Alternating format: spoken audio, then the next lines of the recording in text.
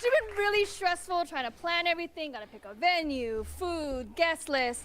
On top of it all, my fiance is a lawyer, and so every decision he wins because he. Hey guys, and welcome to Little Black Book 91. We're going to give you guys a review. Wow, my arms are looking deadly, bruv. Listen, let me stop. Anyway, listen, we're going to give you a review on Steve Harvey. And the reason why is because he spoke about something really, really interesting. He discussed, an issue between a couple, right? And I'm going to play it in a second or two so you guys can watch it. But the conversation is so interesting because of the advice he gave. And I'm going to tell you this why. I felt like this advice was pandering, and I felt like it was the beginning of the start of invalidating feelings, right? And invalidating a man's thoughts, right? And usually I don't mind. I actually agree with Steve Harvey. I don't think he's a bad person. And I get things wrong. I get things off the scale. So it's not like it's an indictment against Steve Harvey. I just felt like when I watched this video, which came off my feed, I was like, no, this is not right. Like, that's a pandering advice that you've given, which has nothing to do with actually helping a healthy relationship develop. But anyway, like, share, subscribe, click on the bell button for notifications. They're up, lows, and for those of you who are returnees, you already know what it is, baby. You got the minerals. You got the minerals. Stay hydrated because the streets out there are hot. All right, let's just play this video and see. He wins every argument. So, Steve, do you have any tips for me on how to out-lawyer a lawyer so I can have my wedding the way I want? Well, it's your wedding. Yes. It's not his. Let's pause right there, okay? First thing he kind of says is, you know what, that, you know, this wedding, well, she says, obviously, my man's basically, like, he makes all the decisions, basically making all the decisions, and, you know, he's basically lawyering me in the fact that, you know, I can't out-argue him in a sense, right? And he wants things his way. Now, do you know what? Okay, great. He's doing too much. Let's say he's doing too much, right? Fantastic. Then the language shift is what's important here. He thinks it's his wedding. She thinks it's her wedding. The reality is it's our wedding. The language shift is important because siding with him, if you're making all the decisions when the person who you're marrying wants to be involved and wants to have a few says on things, then fantastic. Then you need to release some of the reins and you need to compromise. If it's the other way round and she wants to do the wedding and you also want your thoughts to be added, your opinions, your views on it, then it should be considered as well. And it should be spoken about and then it should be compromised on. But when we start saying it's my wedding, it's her wedding, it's his wedding, that's not advice that's good to building a healthy relationship with two people whose marriage it is. It's your marriage. No, it's your marriage. It's your fault. No, it's your fault. When reality is a marriage is a vehicle, if you want to call it that, which we both need to get over the line. Okay? Death. Okay? Like, it's your baby and you're both responsible for it. So we need to be able to have a communal a communicative language where we're saying it's ours, it's we, it's together, it's not individual. This is really, really important, right? All right, let's bring it back up. Let's bring it back up again. Yes. Most little girls dream of their wedding day. When did his ass start dreaming of his wedding day? This is a pandering type of advice. Most women have dreamed about their wedding day. When did he start dreaming about his wedding day? Now, I could take that on and say, do you know what? Let me give it to him. All right, cool. But it's still failing to hit the hour. And her language was, it's when do I get to have my wedding? Are you wedding yourself or are you wedding me? Then the language shouldn't be, when am I going to have my wedding? It is our wedding, and he too should not be also doing it's my wedding. What the advice should have been really focused on here is less about making it hers, because the audience is predominantly female and predominantly women in the audience.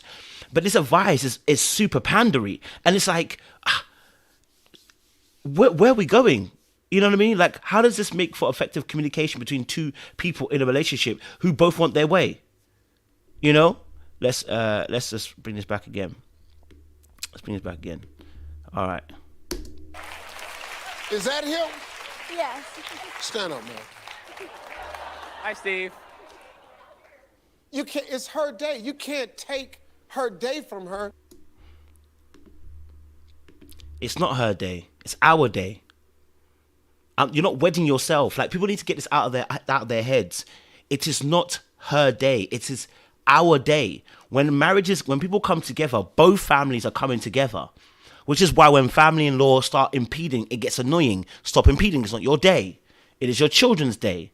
Okay? So if we want to start on a really good foot, where we want to have a good strong foundation to give us the best chance of completing marriage, then we need to get out of this selfish mentality. I was just reading the Bible the other day, and I was reading Genesis 3, and it just sparked so many ideas in my head about the accountability that God gave to Adam over Eve. He said basically, you know what, in Genesis 3 verse 16, when he talks about the punishments that people were getting, he said, I commanded you, Adam. You know what I mean? I commanded you, basically. You know, and because you hearkened unto your wife, you will now till to the ground. I think that's verse 17, 18. And what he says is, that the wife will now pine after her husband. She'll try to control her husband, or try to rule her husband, but she won't be able to. The husband will rule over her and have authority over her. And the word authority is position, and position means because you get given a level of authority and power over something or someone because you've been given a position to do so. But how you utilize that power is what's important. You know what I mean? You don't lord it over people. It's responsible leadership, which is led out of love and servitude. It's not mine. It's not yours. It's ours. All right?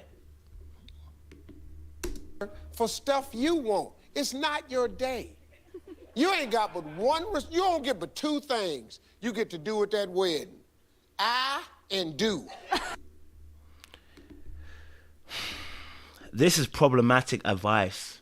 Saying the only thing is you get to do on that wedding day is I and do? Like, I'm sure he's probably being a bit more facetious, but honestly, this is not great advice, and it's not building strong men either.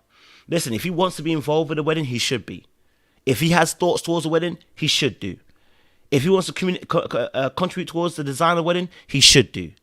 If she wants to contribute to the design of the wedding, she should do. If she wants to be able to have certain things, in the wedding, she should do. It's about collaborating. It's about compromising. It's about communication. It's not about it's hers, it's her day, it's her day. That's a pandering form of advice. Very much pandery. And all it does is invalidate a man's feelings. And from here on out, it's going to be, well, it's a relationship for her. Like, what the frick? Feelings are for her. It's not for the man. You've got to be an ultimate rock that never cries, never shows emotions, because it's about her safety. No. Listen, you know me, I always say men shouldn't cry as much in front of their women. They should choose the right times when they cry. I said that already. Time and season for those things. And that as a man, we're told to be strong, and you should be strong. But it doesn't mean you should be invincible, because you're not invincible, right? And being strong does not mean I don't communicate how I feel. Doesn't mean I don't communicate my emotions. What it means is I also leave room for you to also tell me how you feel. It leaves room for you to feel, and not because I'm always in my feels. Do you know what I mean? So, like, this whole notion, the wedding is day for her. I was like, if that's how we start, the way we're going to end, it's going to be bad, because you're going to be denying your feelings, and then someone else will appreciate your feelings, and you may potentially consider them. Like, it's a setup to fail. All right, so anyway, listen, like, share, subscribe, click on the bell button for notification of the uploads. And for those of you who are returnees, we know what it is, baby. You got the minerals. We appreciate you guys. Stay locked and stay loaded. We'll see you.